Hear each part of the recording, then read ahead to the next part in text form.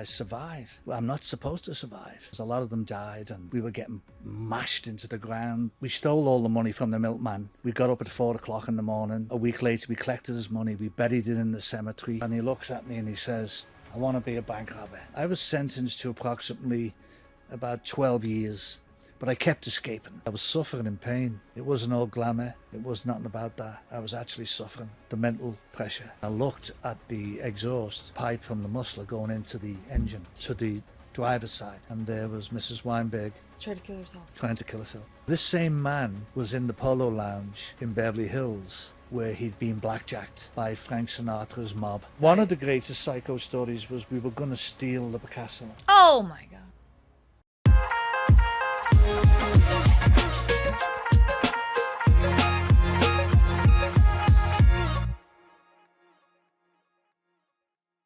I'm Ashley. And I'm Maddie. And this is The Newport Psycho. And it's about to get a little psycho. Yes, it is. We are joined today by Mr. Terry Moogan. And tell everybody who you are. My name is Terry Moogan. I escaped England in 1980 on a flight when nobody was tracking me. And I arrived in Hollywood on the assumption that Elizabeth Taylor would tell me to go to Hollywood to be an actor. However, things didn't turn out too good, but I'll explain that. But I do escape and go to Hollywood and become a butler. Hello. Hello. Dun, dun, dun. And he wrote a book about it. Actually, I've wrote 4. Tell us about this book. This book, my daughter Kelly, who's been on our podcast. Yeah, I was standing one night with her, and she said, "Dad, you got to write your story about Hollywood and smart cookie. My past in England." So it was in the pandemic, so I decided that I would go home, and I just started writing when I was a kid, all my troubles, which I kept to myself, and actually I survived. Well, I'm not supposed to survive because of the government homes, because a lot of them died and we were getting mashed into the ground, but they didn't know the inner strength that I had, that they couldn't put me down. And this is why I'm here today. And I went home, started writing the book, started putting it together and putting the chapters. And then about after a year, a guy asked me to go to London to interview me. And I came up with the idea, the Liverpool bank robber to the Hollywood butler, all about my life. This is his life. This is your life. This is your life. This is awesome. Yeah, well, this is one of them. This is one of your life. This is the first edition. Uh-huh. The second edition's coming out in about 8 weeks in England. This went to number 1. This was ranked in the Book Authority. Okay. Book Authority. Okay. Yeah, Book Authority. Okay. This was ranked number 4 of the 20 best books in history. What's number 1? It was Papillon, Okay. Bonnie and Clyde, Uh-huh. the Norco bank robbery, and then this. Wow. And What a pleasure. they judge that by the personality, the way it's read, the journey, and they give it all thumbs up. Well, damn right, you deserve it. Well, now we gotta ask him. Yeah. Terry, who or what is your psycho? My psycho is myself. Sounds like it. I'm the psycho. And I'm the psycho because I'm not supposed to survive. Mm-hmm. And that's why I'm sitting here. So this story is absolutely psycho. And then plus, I speak for all the people in the book who don't get the opportunity. I speak for them. In the children's homes that didn't survive. Oh. And then a movie that they made on us in England called Borstal Scum, the most wickedest movie in the world. And I speak for them. Wow, that's incredible. And this is the psycho that I'm sitting here in Newport Beach on a yacht. You are on a yacht in Newport That's Beach. the psycho. And how did you get here? Can we start? Yeah, can we like take it all back? How'd you get here? So How did you get to? You rob a bank and then you escape. Like, can we talk about this? And Yeah. you meet Elizabeth Taylor. What the hell? Well, what happened was, when I was a child, we went on the streets and we formed a little gang, and we stole all the money from the milkman. We got up at 4:00 in the morning. Mm-hmm. A week later, we collected his money. We buried it in the cemetery. We smoked cigars, and we're just sitting there. How old are you? 8. Oh, smoking a cigar. Take the money for the milkman. Just 8. Okay. 8 years of age. This is rad. So then what happened was, we do another job, and we rob a store called the Co-op. And we go back to the cemetery, we hide the money, we take the cigars, and then we go on the ferry across the Mersey in Liverpool, and we're smoking cigars. And my partner, he did the Brinks job. The Brinks job, like the truck. Yeah, he did that in New York. His name was Ronnie Gibbons, Uh-huh. and he went to collect his money, and they killed him. Oh, shoot. So me and him are sitting on the ferry, and we're smoking the cigars. Now, in 1963, you had the Great Train Robbery. Mm-hmm. So Ronnie just gets the cigar, and he looks at me, and he says, "I want to be a bank robber." And you're like, well, Well, I and then guess me too. and then what happens? I became a bank robber, and then he becomes a bank robber, but he gets killed. Mm. All my friends became bank robbers. So I did about in the British system, in the approved school system, in the care homes. Mm-hmm. I was sentenced to approximately about 12 years, but I kept escaping because They can't catch you. they couldn't catch me No, you because can't. because You the get to abuse. Escaping the From the actual the home. Okay, Yes. the homes. Yes. Got it. Okay. Dang. How would you escape? Like, I'm just curious. Oh, I like, just one instance at night, I smashed all the windows. I got a sheet and I tied it to the bars, and I slid down and I escaped. How old were you? Then I was 12. Oh, my God. that's like just. How else did you escape? How many times did you escape? Well, the best escape was many a time when I was a child. Okay. But the best escape was we get ambushed in the city centre of Liverpool. Uh-oh. Okay. There's one guy doesn't show up to do the bank, Uh-huh. Well, and then there's 2 of us, and we're stuck on our own, and we have to do it because we don't back down. Right. So we do it this end of the street and this end of the street. They've got us blocked in, the police. But they don't know we're going to go straight through that door across the street, and we're going to lock it. And then we're going to run for half a mile, and then we're going to go to a car park where there's a taxi waiting for us. So we didn't involve any cars to be chasing after us, so yep. we outsmarted them. And then the following morning, I was arrested at gunpoint, taken into custody. All the serious crime squad from Liverpool have got me. And they say, okay, he's going to be charged with 4 bank robberies. And they think they've got me. I'm standing in the police station with my underpants on, and they think they've got me. Then all of a sudden, the phone rings. The sergeant who's in charge of the police station, he goes, hold on a minute, the phone's going. The phone went. He comes back and he says, there's a prison strike. You have to let him go till tomorrow for 24 hours. Oh, bye. Okay. And how old were you here? I was 23 then. Okay. Now what That does was that 23 lead you to in do? Liverpool. You had 24 hours What? of freedom. Yeah. What the heck did you do? I went Terry? home. I told my wife, I said, I'm leaving. I arranged for the car to meet me across the street in a tunnel so the police couldn't chase us. Mm-hmm. The car would have been parked in the tunnel. I get out the window at night. The arrangement was I'd meet my wife in London the next morning Mm-hmm. with £50,000 and a suitcase. 3:00 in the morning, my wife stays in her mother's house. Nobody knew where she lived. I get out the window, drive down in the car, in the tunnel. I'm gone straight to London. I get to London about 8:30. I'm in the airport. What shall I do? My wife's sitting with me. She said, where are you going? I looked at the board and I went Los Angeles. I'm gonna do what Elizabeth Taylor told me to do. I'm gonna be a butler. I got on the flight, and I arrived on my own in 1980, 12th of December 1980, by myself. I sat outside the Los Angeles airport. I put my head up. The sun was coming down on my face. It was 4 o'clock. I was free, and I started a new life.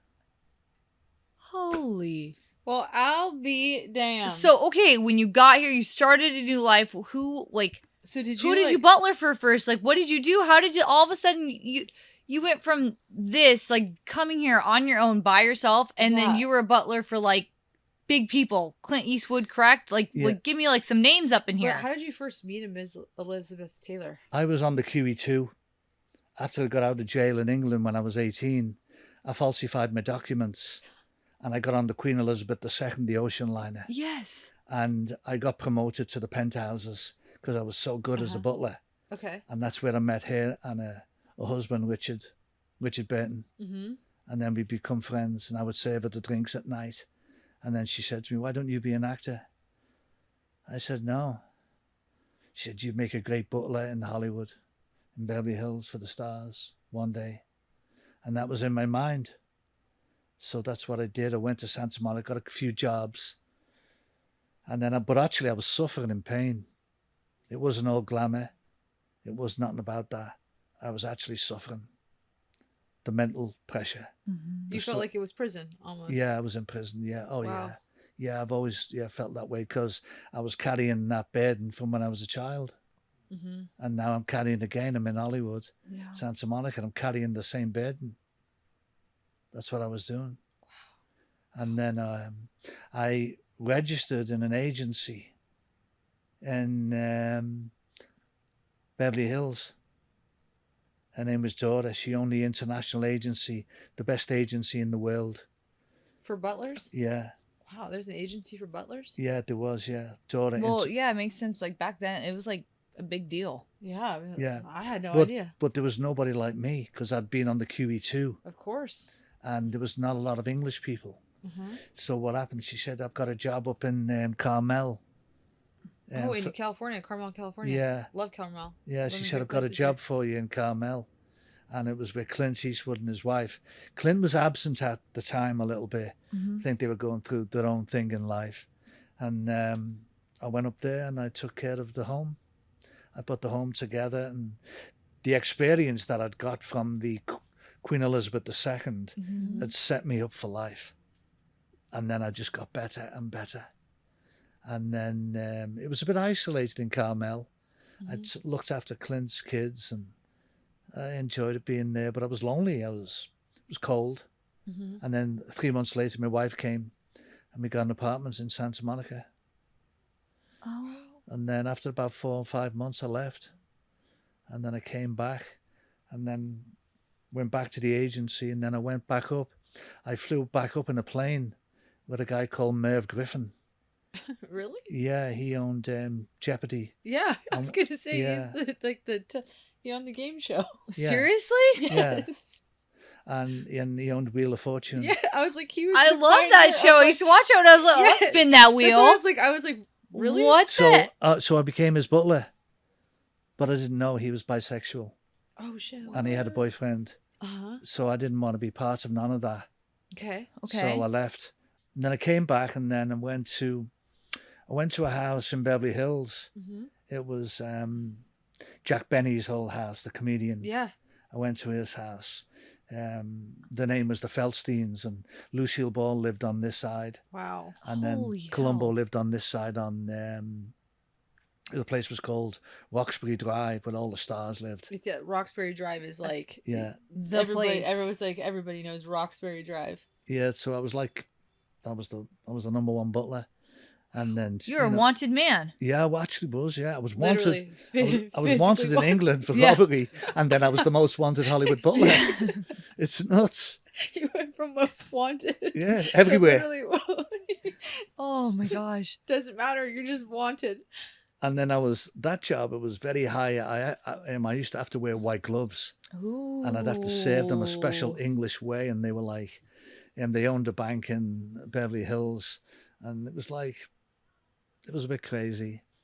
And then I actually left because what happens is the agency, they always call you up because they want to place you somewhere else because they get the commission. Oh, yeah. So, like, hey, leave this place. That's Come right. with me. Oh. Yes, so that's what was happening. So it's like they were pimping you out. Yeah.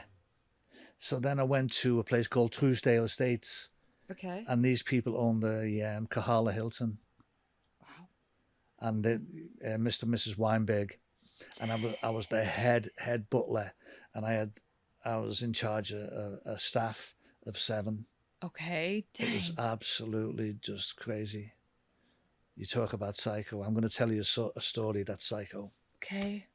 Wait, yeah, hear it. Let's hear it. So I wake up at 4 a.m. Uh-huh. in my room, and the smoke coming in the room, Oh, hell no. and I hear the rumbling in the garage, and I think somebody's trying to break into the house. 100%. So I get the key and I go out the front door and I go around the back because I had the key to the garage. And as the garage comes up, the smoke comes out, and I'm looking everywhere. I think, well, there's a short in the engine, the wire, something.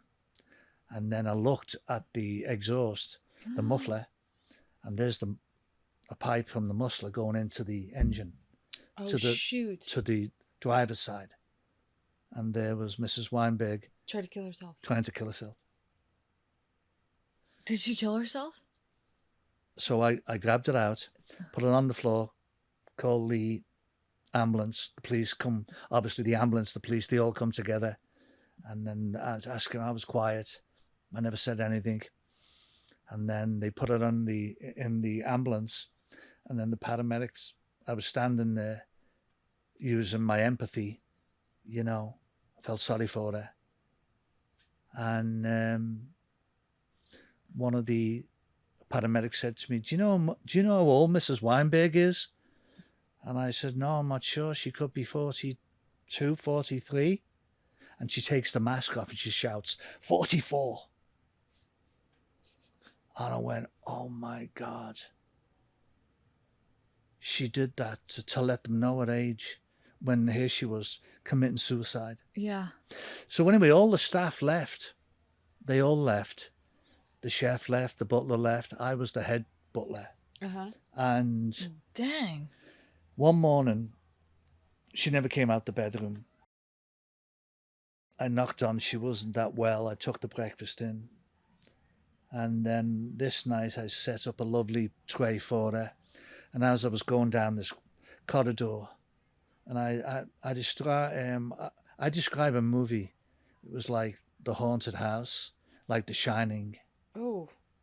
And as I'm going down this long corridor, I hear the gunshot. No. Yeah, she kills herself. Did you find her? I never went in. I was afraid. Yeah, you heard it and I you were like, I already know. I already knew. You knew. You knew from that long, scary, sketchy. Well, not only that, but what pre. previously happened. Yes. You could Yeah. put 2 and 2 together. And, Right.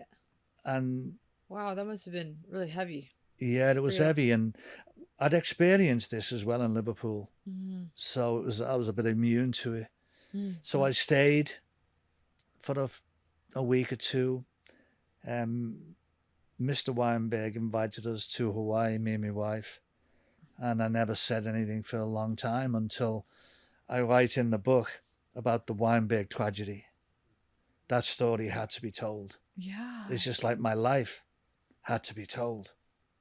Your life has to be told. Yeah.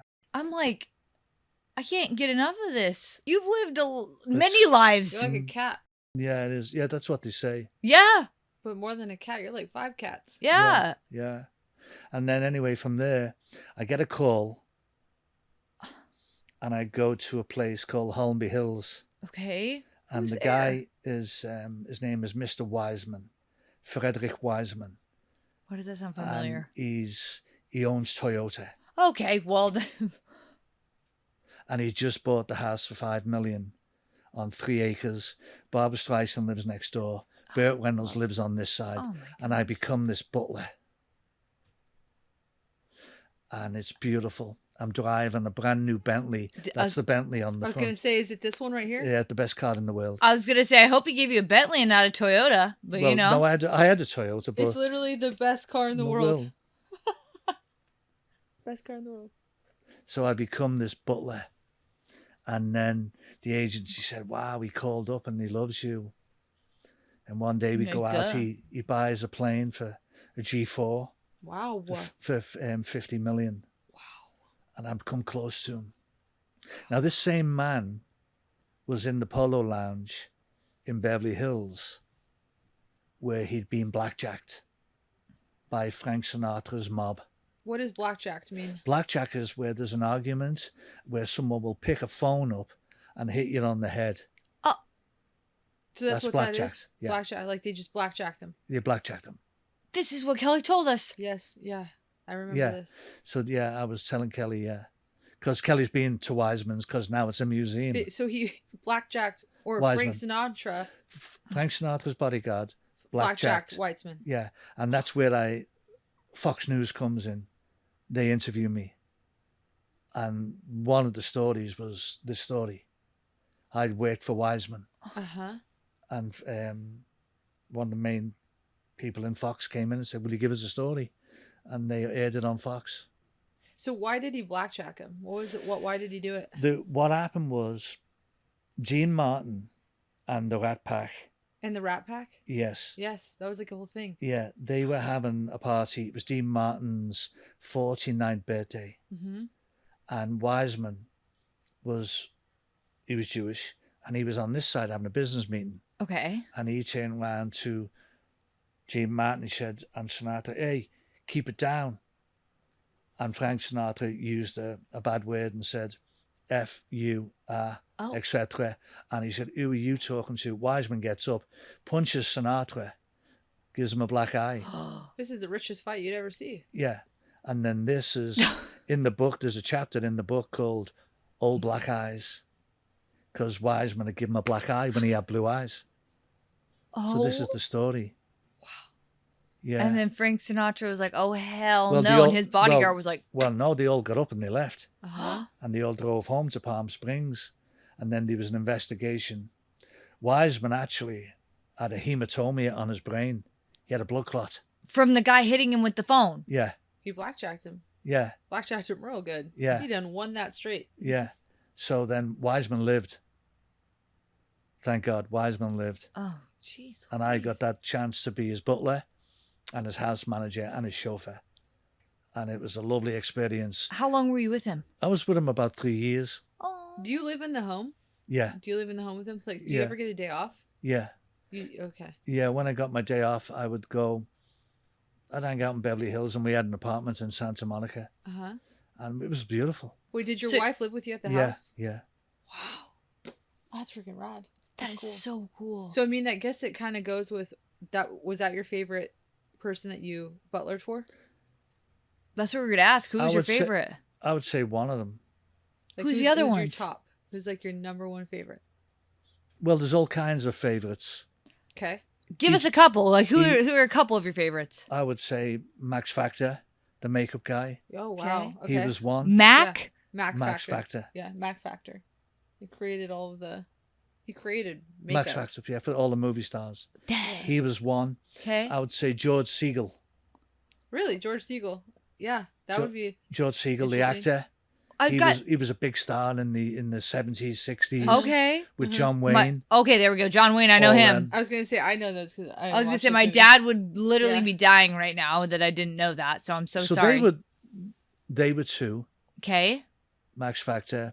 And then I transferred to Orange County. To the hills in Santa Ana on a 5-acre estate for a criminal attorney. Dang. Yeah. And then from there I was with Farrah Fawcett. Farrah Fawcett. Yeah. Okay, I know that. She has the best hair. Farrah Fawcett hair. I didn't know Farrah Fawcett. I would have just been smacking you right now. She has great hair. So my next book that's coming out is My Life with Marlon Brando. Wow. Farrah Fawcett. Wow. And Joan Rivers. Wow. Joan Rivers? Yeah. Can you dive into that a little bit? How was that? Well, I Well, went. you don't have to give too much well, away, but the agency was, as you said, pimping me.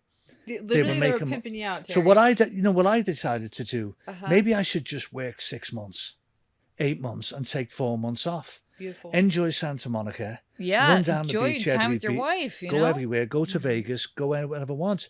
Now that when I worked for like 6 months, I was making more money than a year. Then like working with days off, like you're just like, let's Yeah. just do this. So I go to Joan's house.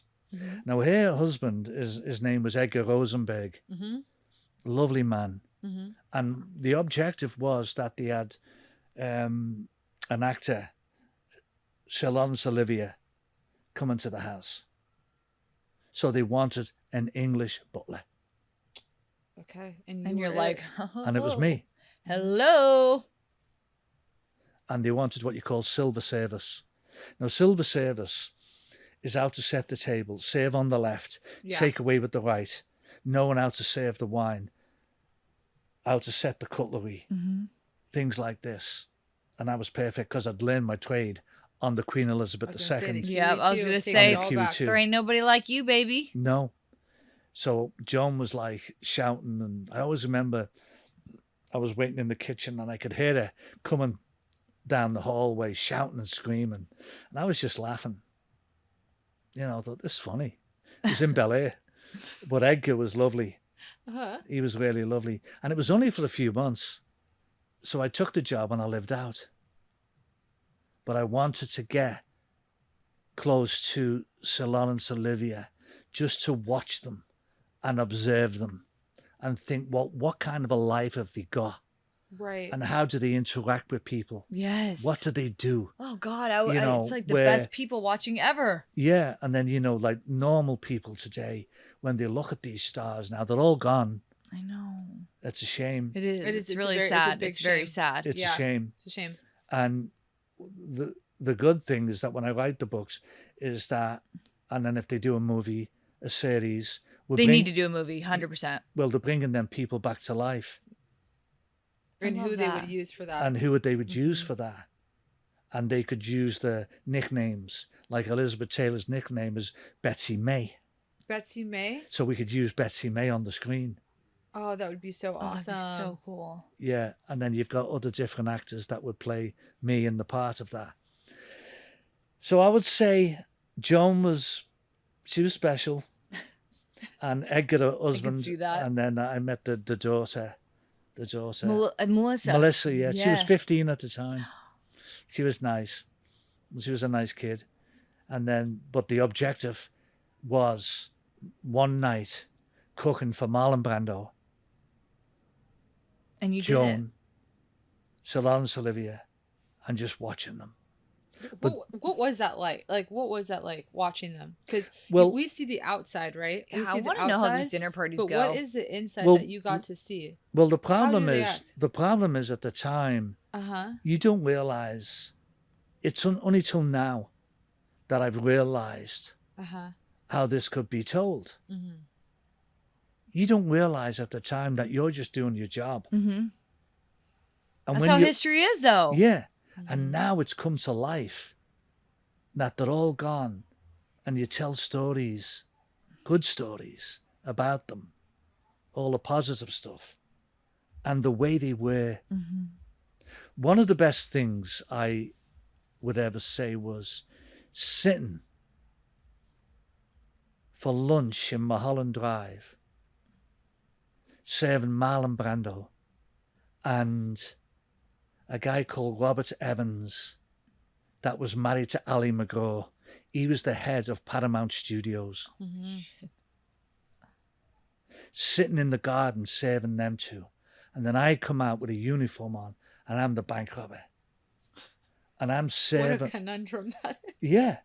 I'm serving the Godfather and I'm serving the executive producer, Robert Evans, that was married to Ali McGraw. And the bank robber comes out and he serves them the lunch. Can you imagine that in a movie? Absolutely. The 8-year-old kid that stole from the milkman that's smoking a Smoke a cigar cigar. in a cemetery. His friend just turns to him serving and says, the "Hey, head yo." of Paramount Pictures. Like, what? Like, imagine me. Just, hey, I want to be a bank robber. You Well, want to be one too? I 8 years old. That is insane. I love that. This is like how you went from where you grew up to where you landed is actually like unbelievable. Like there has to be a movie about this. Like this is like literally like what movies are made for. You know what I'm saying? Like well, it'd be a series, you're wouldn't a it? movie. It would have to itself. be. It would have to be. It would have to be like you couldn't do your whole life in one film. No. That's a series, isn't it? You would lose, like you would just lose so much like things that happened and like so much value to like each story. You know, It needs the 4 that he's written. This is the series. this needs to be a series. That would be one series. That's what I'm saying. One series, and Just then your one. second, and your third, and your fourth. Yeah. So it'd be 5 series. You could be the new Harry Potter. Okay, You but wait, I never just. That's funny. She's funny. That's funny. The new Harry Potter. Well, there's like freaking 40 of them, but they're all interesting, and all his books are going to be interesting as hell. The bank robber series. Yes. I like that. The Bank Robber series. The bank Let's robber see it. series. We have good ideas. Yeah. But I have to ask Terry, what is the craziest thing you've seen? Like, I need to know that. Like, what is the craziest thing? I've seen so many. One of the craziest things In Hollywood, like what is the craziest story, the thing? Like, Well, what I've is just told you one of them. I was gonna Suicide. say the suicide was probably like I'm just saying. Is there something crazier? is there 'Cause I something feel like crazier Hollywood- or something else that stands out? I feel like Hollywood is psycho. It is. I would say we're gonna steal. I'd already gone into a safe at Wiseman's. Well, I'll back up on the QE2. Okay. We're gonna steal Elizabeth Taylor's diamonds. No, you were not. Yes. Damn it, Terry. No, Wait, Maddie, zip it. I need to hear this. not Elizabeth. Yeah. Oh, But what happens is I go to the other bank robber who gets killed when he did the there's a Brinks. reason why now. And Yes. I'd tell him, we're going to steal Elizabeth Taylor's diamonds. And he says to me, okay. Just okay, nonchalant. Yeah, okay. no, it's okay. Okay. Yeah, we'll do anything. Sure, let's do 'Cause it. that's what we did. Okay, We'll that's do it. anything. Just okay. That's a So ride or die. what happened was Literally. the objective was redemption. Redemption started kicking in my brain. And I'm looking at Elizabeth Taylor and I was realizing now I'm in the real world. I'm not in the prison world. I'm in the real world, the QE2. And I looked at her and she was beautiful. She was stunning. And I brought her a few drinks and I thought, hold on a minute. How could we steal the diamonds on her? We can't do that. So here's what happens. I go in a bar at night on my own. Yeah. And all the officers are standing there with the white uniforms on. And this young kid comes in. And there's a gorgeous woman at the bar. And I say to her, how are you doing? She goes, fine. Give her a glass of beer, glass of lager. I said, what do you do? I never seen you before. And she says, what do you do? I said, I'm the butler. She said, I'm the manager of the jewelry store upstairs. I said, okay. I have a drink with her.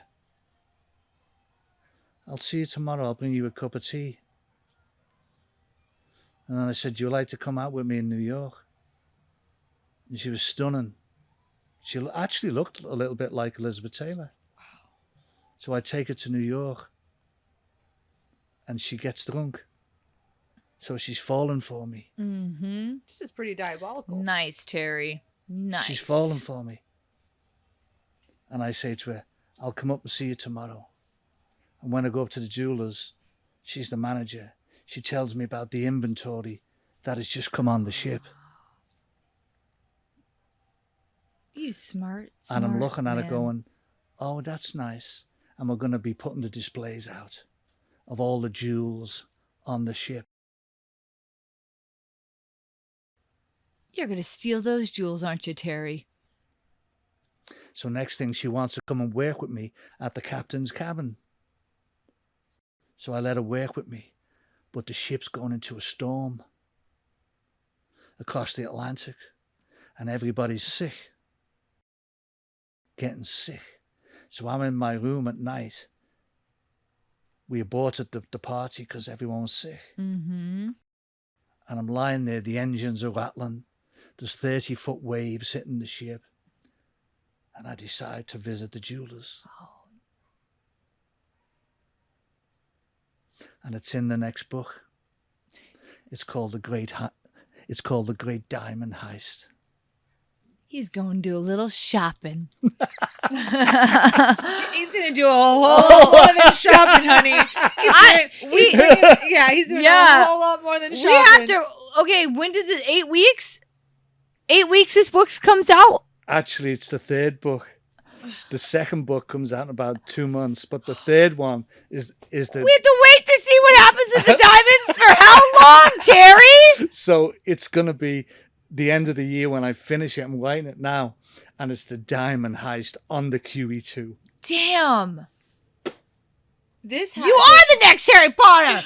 These are good. The bank robber series. Yes, It's the bank robber done. series. This is Done. Trademark that. oh The bank my robber gosh. series. Okay, Terry, I have to ask you, what's like the biggest like change that like because you've been here now since what 1960? 1980 In 1980. Okay, but you were in 60s. You were in the in England. in England. Okay, so you've been here since the 80s. What's like the biggest change that you've noticed in Hollywood? I think it's lost all the stars. I have Like to agree. lost all the glam. It's lost the glamour. It's lost the luxury. The luxury, It's the lost beauty. the class. You know, you look at the Oscars. I took Kelly a few times. We used to go to the Polo Lounge. Mm-hmm. And I'd just sit with her. And I wanted Kelly to have that experience. She didn't understand me really. And I'd be sitting next to John Voight. Wow. And I'd tell John, because he was eyeing Kelly one day. Uh-huh. I don't think Kelly knew this. And I was sitting incognito with a pair of dark glasses on. I had a suit on. And I was sitting there and I was looking at John, he was watching Kelly. And I said to him, how you doing, John? I said, I love that movie you did. The Runaway Train with Eric Roberts. Mm-hmm. I said, that's my daughter. She's just beautiful like your daughter. Mm-hmm. And he went quiet. Yeah, I did. Angeline Jolene, you know. Yeah. I believe he's a nice guy, you know. So, I mean, and he had, this is my opinion, but one of the most gorgeous daughters. yeah. She's beautiful. She's beautiful. Yeah. One of the most gorgeous, naturally, like just gorgeous. Yeah, she's beautiful, daughters. yeah. She's very pretty. Very beautiful. So you look at Hollywood today, you know, wouldn't we wish for them stars today? We'd wish for them. I would love to go back. Me too. I would love to The- go And the I back. think experience that's that you've why had. I think that's why Kelly goes back. You know, she goes back and she's got this thing about Hollywood, and the best part was going back to Wiseman's home. Mm-hmm. We went back to Wiseman's home, That's so cool. and we went and she booked it. It's a museum, and there's $1 billion worth of art in the museum, and it's in the home. And you live there. I lived there, and when we got there, there was about 40 people going on the tour, and the person who was doing the tour, she said, "You guys are lucky today. There's a guy in the audience here, and he was the butler." See you. And then we went in, and she asked me to help her do the tour. Oh my gosh, that's so cool. How amazing would that be to be on that tour? I'm yes, You'd be like- 1000%. And then Kelly was like, upset she didn't wear. Then she realized, oh, my dad. And then she's seen the Picasso. and she's And seen these it. are the originals. Oh yeah. These are the originals. That's so what cool. a fascinating And sight. one of the greatest psycho stories was we were going to steal the Picasso. Oh my God. You guys are going to steal the Picasso. It was 75 million. Holy hell. I mean, I don't even know what it's worth But then now. the redemption was kicking in. Yeah. God was tapping on your shoulder, Terry. He's like, Yeah, he was. He was. Yeah. Turn from it, Terry. Turn from it. You're like, what? And then Picasso, what? Picasso. Yeah, it wasn't meant to be. It was No. it's a totally different life. God gave me a lovely life in Beverly Hills. Life. Driving a Bentley and away from it. But the most significant thing was the trial starts on my life in England for one of the robberies. I'm still wanted while I'm in Beverly Hills. Oh, hell no. And nobody knows. And this is the model of one of the great stories. So I go to a park and my co-accused, I call him and I said to him, how's the trial going? And he said, they're going to frame us. I said, no, they're not. You listen to me. I said, you get John and Alan, and when the jury comes out that court tonight, you follow them. That's a great idea, Teddy. I said, you get on, whoever gets on the bus, the jury, the ones that can't afford a car, they're the vulnerable. And get John and Alan to sit behind them on the bus. And make sure they sit behind them. And when they sit behind them, they turn round and say, do you know these men are innocent? And make sure you come in with a not guilty, because we know where you live. I thought they were going to pay him off, but nope, they did Then something else. They Yeah. blackmailed him. And then what happens is, a few days later, I'm calling from the park again in Holmby Hills. Hello, Joey. How did it go? You went great, Teddy. We got not guilty. Yep, damn right you did. Wow. But then- what a phone call. You didn't get blackjacked with that one. No. But then I tell Joey, you're a snitch, and we're going to get you next. Oh, shit. He went, what you mean? I said, you know what I mean. You're next to go. Don't you worry. I'll see you one day. And then he says, but the judge has put a warrant out for 10 years on your life. They want you back here. And I went, screw the judge, screw all ears. I'll be back one day. And after 10 years, I call a lawyer. They do a background check with the Department of Public Prosecutions, my lawyers that I knew. Teddy, the door's open, the green light's open for you to come back to England. Just washed. And whose door do I knock on? I was about to say, did you go to his door Yes. and say what? Hi, need to talk to you. Oh my God, I bet this guy's like, holy sh. His So the- eyes were probably like a deer in the headlights. Well, there was a conspiracy to kill him. Okay. So I go and get him. And these guys tax him £150,000 because he's making millions taking the heroin to Scotland. Oh my God. So And they you just tax handed him right over. Here you go. He hands it over. Wow. And he's off the hook. A couple of months later, his son is killed. He's shot in the head. Oh, frick. Joey gets to Scotland and he gets stopped with the heroin. And the judge says to him, I'm going to teach you a lesson. Come on up the highway. You're a mule. And he gave the four of them 100 years in jail. Is he still in jail? He's dead now. Oh, shit. Dang. Terry, I would not mess with you. I'm going to tell you right now. I don't even think it's messing with you. I think It's just a story. It's just a story. It's just the story. It's not, I walked down the street with him and I said to him, you know, you betrayed us. Remember the ambush on the bank in the city centre? You didn't show So up. you didn't show up. You're our third guy, dude. But that's the thing is, you said this in the beginning. You said it's all or nothing, Yeah. and he didn't give all or nothing. No. He But left. the thing is the objective of the story also is that I learned something. Mm-hmm. They hadn't learned. They'd gone into narcotics and they'd gone into all the big stuff, and they all started killing each other. And I'm on the outside. Then years later, they draw me back in because they know I'm not a snitch and they want me to be part of them. Mm-hmm. But no, Redemption. I've got Kelly. Oh, Kelly. So how could I sacrifice my life for Kelly? I couldn't, No. because we were going to the Hawaiian Islands when she was 2. I introduced her to the Hawaiian Islands, that she would have a lovely life. And she would go places and enjoy her life, the life that I never had.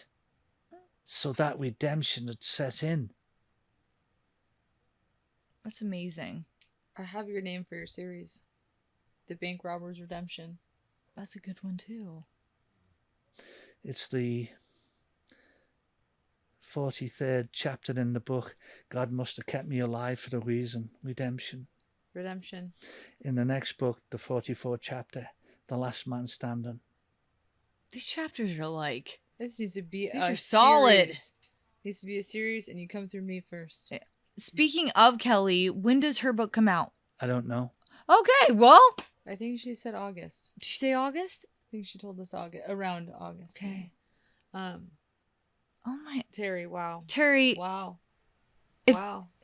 if you had, like, a one-liner to say about, like, your psycho, your life in general, Yourself. like, something to, like, leave the audience with, what would it be?